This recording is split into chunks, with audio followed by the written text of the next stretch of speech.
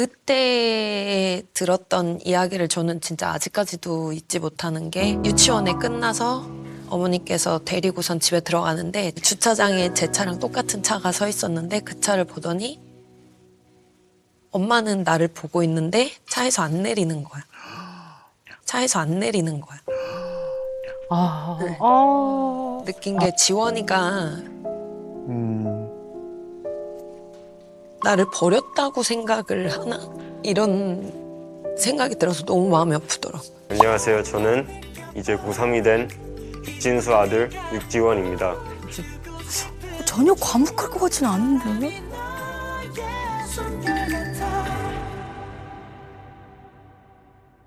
말은 기대를 안 한다 하시는데 솔직히 마음속으로는 좋은 대학 가기를 원하시는 것 같아요. 그렇지.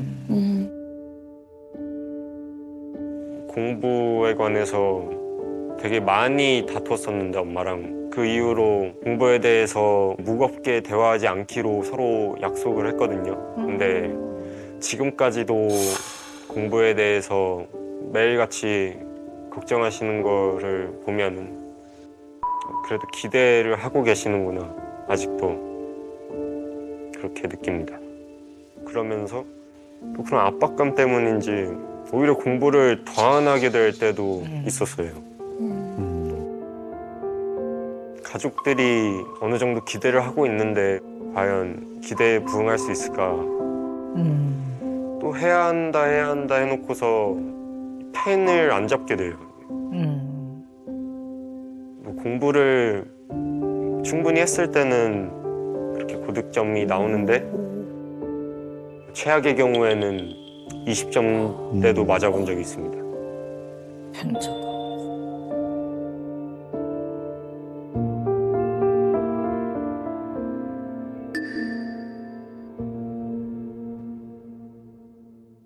안 좋은 일이 두 개, 세 개 겹칠 때 하는 일이 마음대로 안 풀릴 때 부모님한테 도움을 받고 싶을 때도 있죠.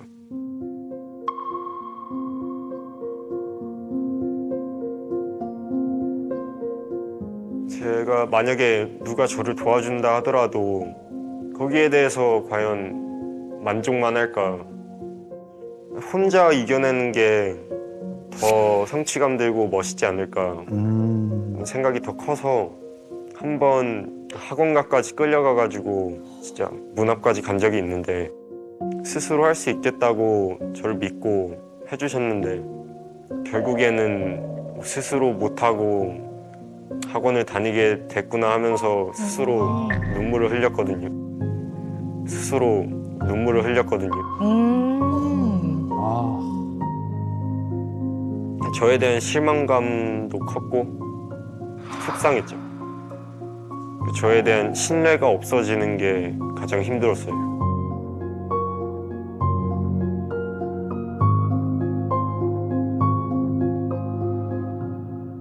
인터뷰 영상을 보시니까 조금 더 아들이 이해가 되세요? 네. 제가 학원을 권유하고 공부에 대해서 계속 물어볼 때마다 본인에 대해서 실망해서 엄마가 자꾸 그렇게 얘기를 하는구나 그렇게 느꼈던 것 같아서 되게 미안해지는 것 같아요. 저는 그런 뜻은 아니었는데. 네. 네. 네. 사랑하고 아끼시고 어떻게 하든 좀 도움을 주려고 굉장히 애를 쓰시는 엄마 맞는 것 같아요. 근데 지원이 입장에서는 엄마 나를 압박감을 주네? 나를 압박감을 주네? 이렇게 느낄 수 있을 것 같아요. 맞아요. 왜냐하면 부모님들은 속마음은 모르고 너 이래서 어떡하려고 그래? 그러면서 다른 사람이 이제 예를 들면서 비교를 하죠. 또 하나는 너 부모가 너를 위해서 우리는 이렇게 열심히 일을 하면서 너 뒷바라지를 해주는데 네가 이래서야 되겠니? 성적이 안 나오는 걸로 갑자기 불효자가 돼 있어. 불효자. 아이들이 좀 그런 걸 많이 느껴요. 선생님 얘기가 맞다. 맞아. 다 맞아. 지금 말씀하신 거 다 얘기한 것 같아요. 제가. 어머. 다 얘기한 것 같아요. 제가. 어머, 그러셨구나. 아이한테. 네. 사실 알면서도 하게 되더라고요. 얘도 힘들 텐데 자꾸 엄마가 이렇게 하니까 얘도 그게 더 스트레스가 배가 되겠구나라는 생각을 하는데도 하게 되더라고요. 네. 지금 지원이 같은 경우에 자기 주관이 좀 분명하죠. 네, 뚜렷하고 하는데요. 근데 한편으로 보면 이게 너무 지나치면 고집스러워진단 말이에요. 다른 사람의 조언을 받아들이는 거는 내 스스로 해낸 게 아니고 꺾였다고 생각을. 누가 저를 도와준다 하더라도 거기에 대해서 과연 만족만 할까? 결국에는 스스로 못하고 학원을 다니게 됐구나 하면서 스스로 눈물을 흘렸거든요. 꺾였다고 생각을 하게 되는 거죠. 이거 되게 위험한 생각이거든요.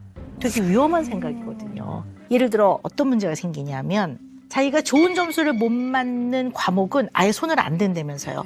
그럼 왜 그럴까라는 생각을 해보면 얘는 공부를 해도 점수를 못 받는 건 너무 자존심 상해. 그러니까 차라리 안 해서 점수를 못 받으면 내가 안 했기 때문에 점수를 못 받은 거야. 언젠가 하면 받을 수 있어라는 걸로 자존감을 유지하려 드는 거예요. 제가 지원이한테 진짜 많이 하는 말이 있는데 너는 이상한 고집이 있어, 지원아. 이런 말을 정말 많이 하게 되더라고요. 조금은 그래도 수긍을 할 수 있는 부분도 너무 철벽으로다가 막아버리니까 저도 부드럽게 다가가고 얘기를 하려다가도 그냥 멈칫하고 말고 그러면 또 거기서 멈춰버리고. 그러니까 혼자서 저도 되게 많은 고민을 하고 아이한테 다가가는데 그거를 아예 그냥 받아들이려고 하질 않으니까, 들으려고조차 안 하니까. 그래서 사실 정말 학원을 가라고 했던 것도 있어요. 거기서 그냥 선생님하고도 부딪혀보고 아이들하고도 경험을 하고 너무 혼자만 있다 보니까 그런 고집 같은 게 더 강하게 나타나지 않나.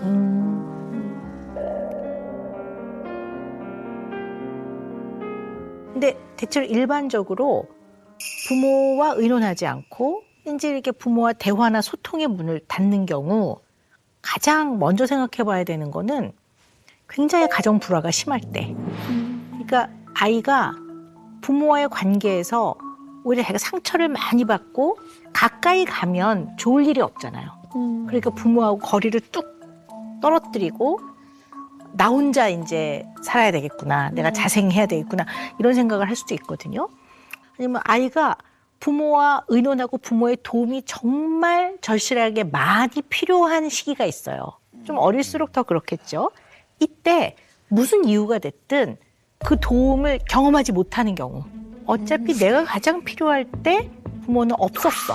무슨 이유가 됐든 그 도움이 필요할 때 부모가 없었던 그 상황은 아이 입장에서는 굉장히 외롭고 어떻게 보면 소외감을 느끼고 도움을 못 받았다고 생각하니까 상처인 거죠.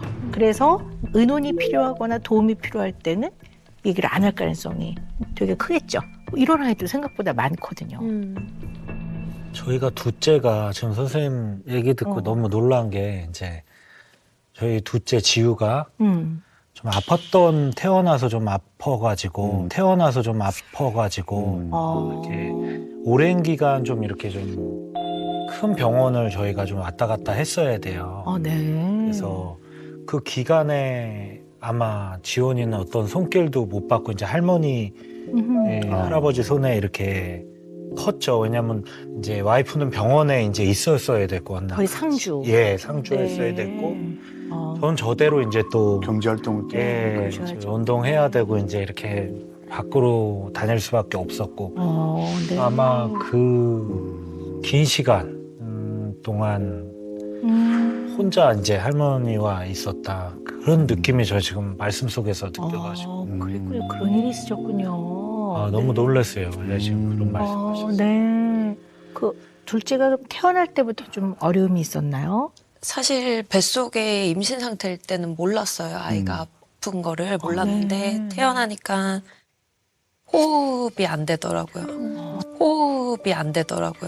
처음에는 이제 뭐 식도가 끊겨서 나왔고 그리고 바로 수술에 들어갔는데 중환자실에서 있으면서 이제 또 기도협착이라는 병이 생겨서 이제 호흡하는 게 힘들어서 한 6년가량을 병원 생활을 했어요.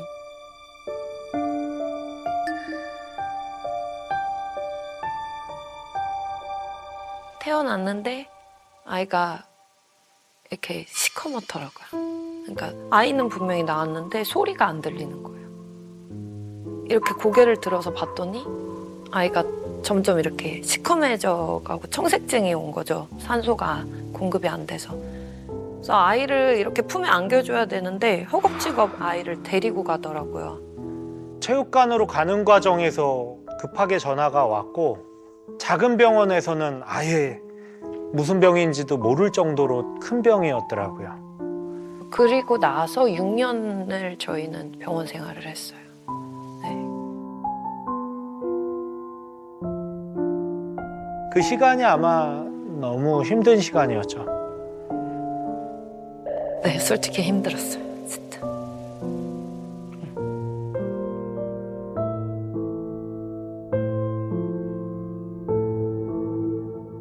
이 기도 협착증이 굉장히 많은 수술을 했을 거고 한두 번이 아니라 예. 수술 몇 번 하셨어요? 한 몇십 번 하셨을 예. 것 같은데. 작은 수술까지 포함하면 40번 넘게 수술을 했고요. 40번 넘게 수술을 했고요. 네네. 중환자실을 굉장히 많이 못 네네. 갔고 네. 이렇게 수면 상태로 있었던 적도 많고요. 네네. 그래서 이게 다른 게 아니라 이제 기도가 좁아지면 결국 숨을 못 쉬는 거잖아요. 우리가 의사들이 환자를 볼 때 에어웨이, 기도 확보가 너무 중요해요. 그러니까 사실 지우가 갖고 있는 이러한 이제 어떤 병, 질환은 죽느냐 사느냐의 문제니까 그 응급, 위기 상황인 거죠. 거기에 몰두하고 얘의 생명을 유지시키는데 뭐 몰두할 수밖에 없었을 거예요. 당연하다고 보고요. 아니 근데 지금 지우는 건강 상태가 괜찮습니까? 네, 목소리만 좀 많이 약하게 나고 아, 네네. 나머지는 많이 좋아졌어요.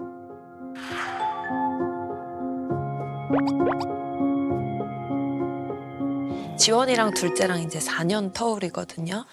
그럼 지원이도 굉장히 어린 나이잖아요. 4살 때부터 네, 4살까지. 유치원 이제 막 다니기 시작하는 나이인데 뱃속에 있을 때 배 만지면서 둘째 이제 동생 생긴 거를 엄청 기대하고 있었어요.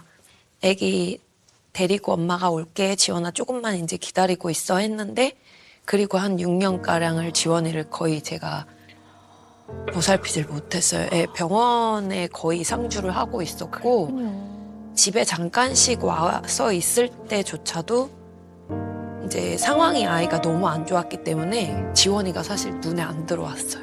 네, 너무 할머니, 할아버지랑 이제 외할머니, 친할머니 양쪽 이렇게 번갈아 지내면서 유치원 다녔고 제가 솔직히 지우 얘기들은 최대한 안 하려고 했고 저도 다른 방송에서 지우 때문에 많이 이렇게 많은 방송에서 좀 해서 이 감성팔이한다 이런 댓글도 보고 제가 그다음부터 아유. 정말 지우 얘기는 안 하겠다 정말 했고 근데 선생님이 이렇게 정말 알아맞추는 모습 같아가지고 제가 저도 이렇게 말씀을 드리게 된 거고 저 역시도 자꾸 지우 문제는 제 트라우마인지 뭔지 전 자꾸 일부러 덮으려고 하는데 그게 가정 내에서도 분명히 지원이한테 영향이 있었던 것 같아요. 네네. 지금도 저희는 지금도 솔직히 미안한 부분이 드는 게 지우한테 너무 집중을 아팠던 아이가 뭐 막내고 그러니까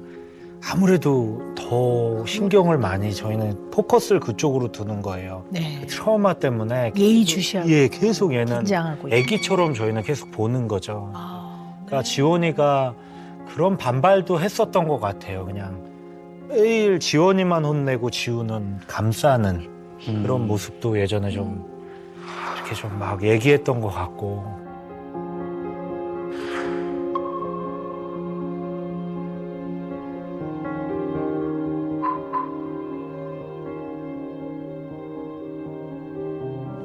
같은 아이인 지원이 입장에서 보자면 만 4살 때 엄마가 동생 데리고 올게 그러고 가셨는데 거의 6년이라는 시간 동안에 엄마는 병원에 가 계셨단 말이에요. 근데 이때 부모가 얼마나 중요하고 부모와의 스킨십, 따뜻한 보살핌과 사랑을 받고 싶었겠습니까? 그리고 얼마나 부모와 놀고 싶었겠습니까? 물론 외할머니, 친할머니 엄청나게 사랑해 주셨겠죠. 그러니까 사랑이 부족한 게 아니라 얘 입장에선 정말 견디기 어려운 6년이라는 시간을 보냈을 거예요. 혹시 나를 버렸나? 나를 미워하나? 나를 안 사랑하나? 뭐 이런 생각을 왜 안 해봤겠어요. 부모는 절대 그런 게 아니지만 이게 굉장히 우리 지원이의 어떤 마음 상태에 많이 자리 잡혀 있고 또 영향을 많이 준 부분이 아닌가라는 생각이 듭니다. 네.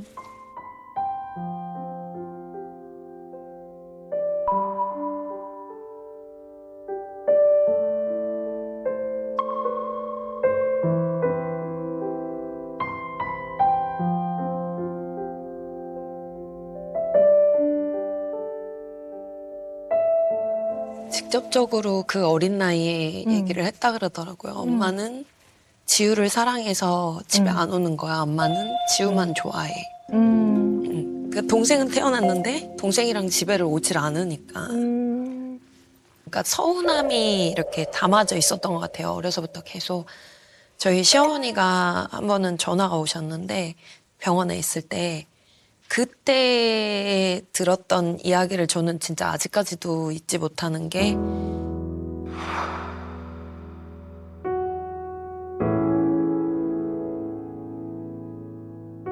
이제 유치원에 끝나서 어머니께서 데리고선 집에 들어가는데 주차장에 제 차랑 똑같은 차가 서 있었는데 그 차를 보더니 엄마는 나를 보고 있는데 차에서 안 내리는 거야.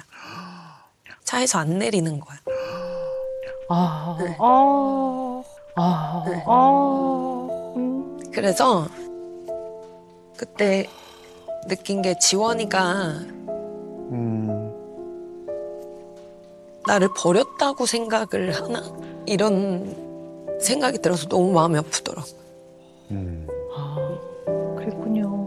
그 오해는 결국 푸셨습니까? 네, 계속 근데 이게 반복이 돼가지고 아이한테 아무리 설득을 시키려고 해도 이미 지원이는 너무 어린 아이였잖아요. 그러니까 이해 못 받아들이더라고요. 그러니까 동생이 미운 거야. 지원이한테 너무 믿고 엄마 아빠 할머니 모든 가족들은 지우만 바라보고 있고 둘째만 바라보고 어차피 내가 얘기하고 내가 때를 쓰고 뭐를 해도 나는 아무것도 안 돼. 아, 그런 가족의 아픔과 어려움이 있으셨군요. 네.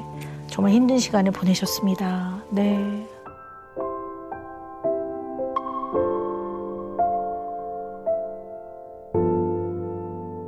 그때 유치원 생활 이런 건 좀 어땠다고 기억하세요? 어떻게 지낸 사실 걸 병원에 기억하세요? 있을 때 친했던 이제 엄마들한테 가끔 전화가 왔어요. 지원이가 약간의 그런 불안 증상 때문인지 행동이 조금 거칠어졌었나 봐요. 네, 네. 네. 불안해서 공격적인 네. 행동을 하기도 합니다. 그래서 아이를 이렇게 조금 잡아당기기도 하고 괜히 지나가면서 이렇게 툭 치기도 하고 뭐 이런 행동들을 했는데 그거를 이제 하나하나 전화해가지고 저한테 얘기를 하는데 정말 친했던 엄마거든요. 근데 한편으로는 서운하더라고요. 아이가 정말로 이렇게 크게 뭐 해하거나 이런 건 아닌데 너무 미안한 행동이지만 내 상황을 알면서 어떻게 전화해서 계속 이렇게 얘기를 하나. 그러니까 지원이가 그때는 엄마 없이 할머니 손에서 이렇게 보살핌을 못 받고 다니니까 약간 조금 만만하게 네, 그렇게 쉽게, 생각을 하는 것 같다라는 기분이 그런 마음까지 들더라고요. 드셨군요. 네. 사실 그런 상황이 아니었을 가능성도 큰데. 네, 어딜 가도 약간 천덕꾸러기가 된 것 같은. 네, 또 한나 씨도 그 상황이 너무 어려운 상황이었으니까 또 그렇게 또 생각이 되기도 했겠네요. 네, 그랬군요. 우리 지원이가 되게 너무 힘들었겠네요, 아이가. 네. 지금 저도 그냥 형제들끼리 이렇게 우애 있게 다니는 이게 길이던 공원에서 보면 솔직히 너무 부러운 거예요. 이렇게 우리 형제들은 이렇게 두 아들이 이렇게 막 친하게 지내질 않아요. 그래서 지원이가 지우한테 조금 이렇게 쌀쌀맞게 구울거든요. 그럴 때 그때도 뭐 항상 지원아 좀 동생인데 좀 챙겨주고 형이 있는 게 얼마나 동생은 든든한 건데 하면서 또 지원이한테 제가 좀 뭐라 그러거든요. 좀 동생 챙겨라. 엄마 아빠 없으면 너가 가장이고 돌이켜보면은 그냥 지원이 잘못도 아닌데 얘한테 그냥 저도 혼냈던 것 같고 많이. 밤에 제가 방이 마주보고 있는데 항상 자나 안 자나 확인을 자기 전에 들어가는데 지원이한테는 그냥 엄지손가락 한번 믿는다 하고 그냥 나오고 이게 그리고 항상 목적은 지우방에 있었던 것 같아요. 완전히 다른 반응을 했던 것 같아요. 지원이한테는 이미 다 큰 아이처럼 믿는다라고만 한마디 하고 지우방에서는 그래도 막 얘랑 이렇게 뭐 말 더 하려고 노력했던 것 같아요. 뭐 이런 부분이 어디까지 영향이 있는지 저는 완전히 모르겠지만 그런 게 혹시나 또 저랑도 이렇게 좀 말이 좀 없어진 건 아닐까. 저 얘기 속에 저는 없잖아요 또. 그러니까 공부에 관해서 되게 많이 다퉜었는데 엄마랑 제가 슬퍼 보였는지 집으로 다시 갔습니다. 근데 저는 제 문제 같거든요. 제 아빠의 분명 역할도 있어야 되는데 와이프가 그런 거를 다 혼자 짊어지고 그냥 아들과 이렇게 부딪히면서 살아왔던 것 같아요. 그럼 중학교 때 엄마랑 싸웠던 얘기에 대해서는 모르시고 계셨어요? 예, 뭐 너무 많은 일이 있었구나. 지연이가 저한테 말 안 하는데도 저도 인터뷰 속에서 그걸 느껴서 좀 마음이 아픕니다. 그러시군요. 네.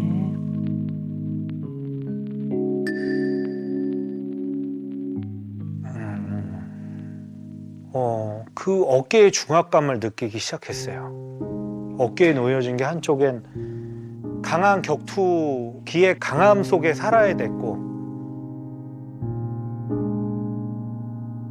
강한 아빠야지 내가 얘네 먹여 살리고 얘를 병을 다 치유할 수 있고 그거를 계속 밤마다 계속 싸웠어요 그거랑. 근데 네가 약하면 지금 다 무너진다. 이 두 군데 다. 그 무게가 너무 컸어요.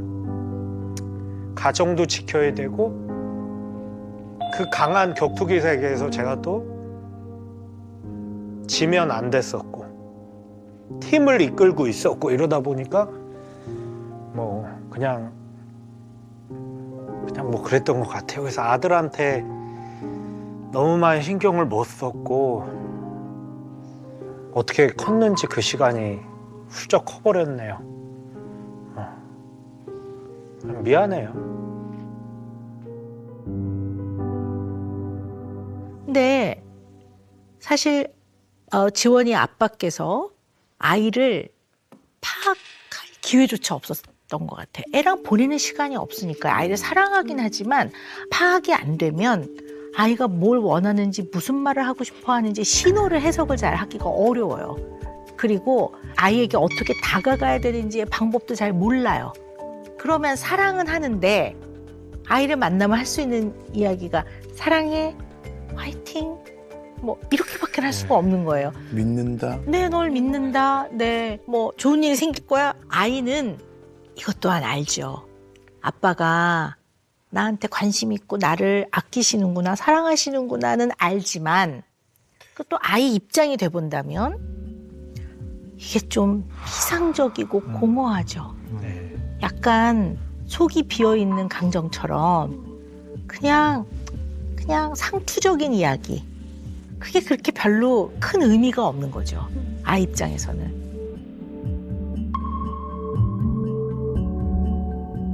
근데 약간 이제 좀 이렇게 막 남자다움을 좀 강조하시잖아요. 아드님을 볼 때.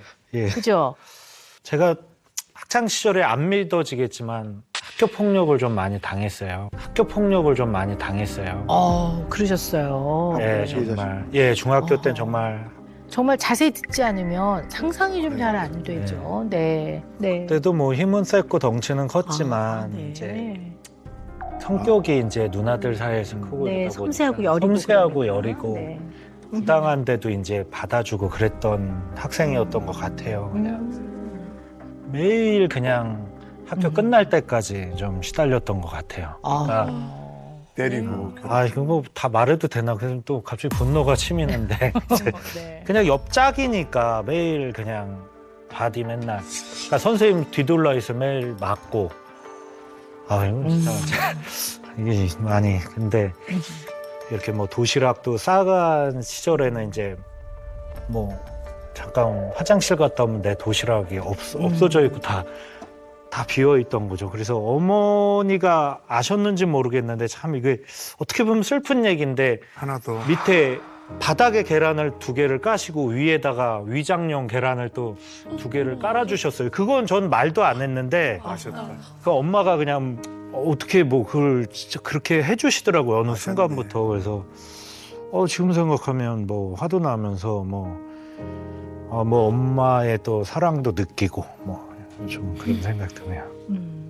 그래서 그냥 격투기 하면서 굉장히 많은 게 더 집착하고 빠지게 됐었죠. 이게 그냥 겉모습이 좀 강해지고 이러는 운동을 하니까 사람들이 정말 다른 태도를 보여주는 거를 많이 경험했죠. 제가 진짜 경험이죠.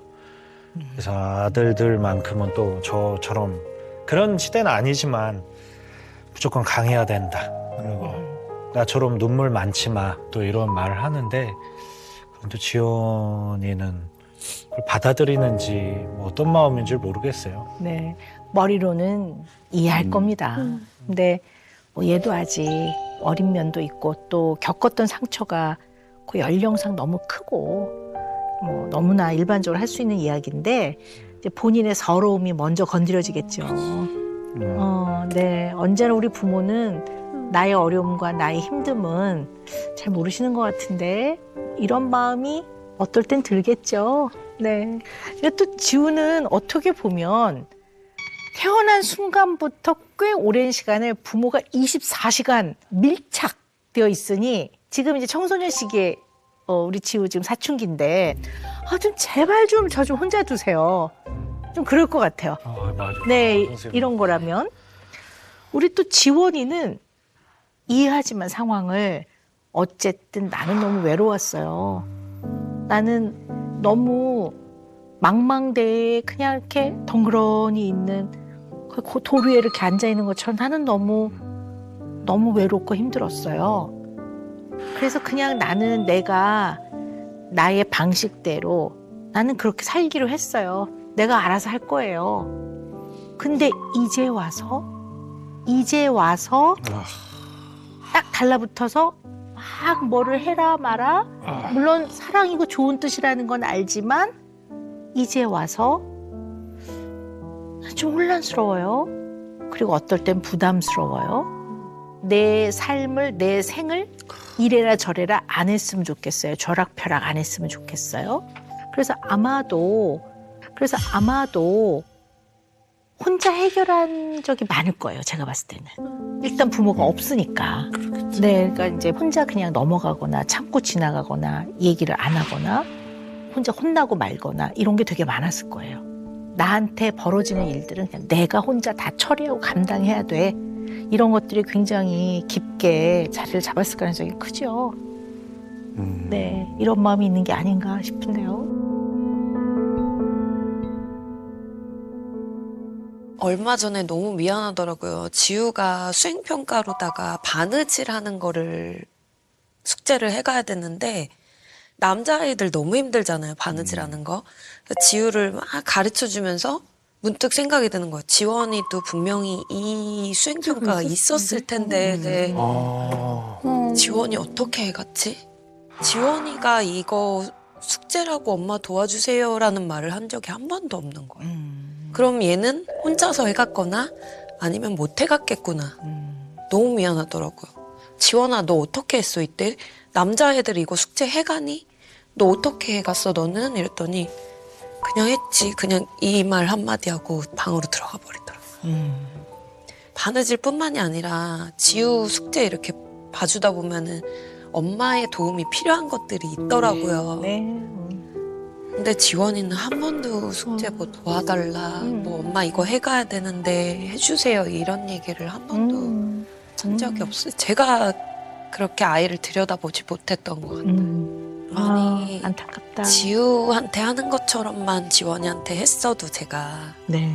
그러니까 병원에서의 나왔을 때 그때만이라도 그래도 집에 같이 있었으니까 아이 알림장이라도 한번 들여다봐주고 그랬으면은 아이가 이렇게까지 말문을 닫지 않았을 텐데 네. 그런 후회가 되네요 지금.